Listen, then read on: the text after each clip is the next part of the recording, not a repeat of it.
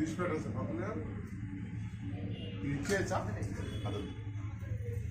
ముక్కలుగా దుడ్డులు ఏంది దేవకాన్ని ఇవ్వడానికి ఉంటాయి కదా, మళ్ళీ వంటలు పెట్టుకోవాలి. చిన్న ముక్క ఇచ్చింది మీ చేతిలో, చిన్న ముక్క ఇవ్వండి.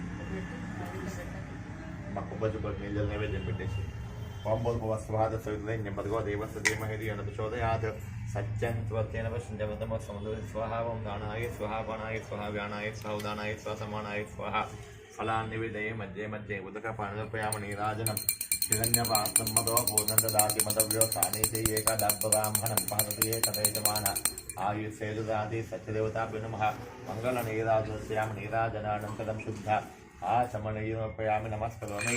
సత్యనారాయణ స్వామి భగవానికి జై. చతుర్థాధ్యాయ ప్రారంభ.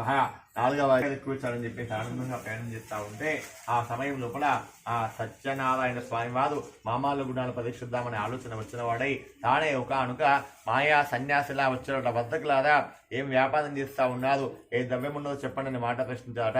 ఆ యొక్క మాట వినగానే ఆ యొక్క సమయం లోపల మామ అల్లుడు భయపడ్డదవుదా, ఇతడు సన్యాస సాధువా దొంగ దొరా తెలియదు కదా, సత్యం చెబితే 2 దెబ్బలు కొట్టి ద్రవ్యాన్ని దొంగతనం చేస్తుండొచ్చు, తను అబద్ధం చెబుదాం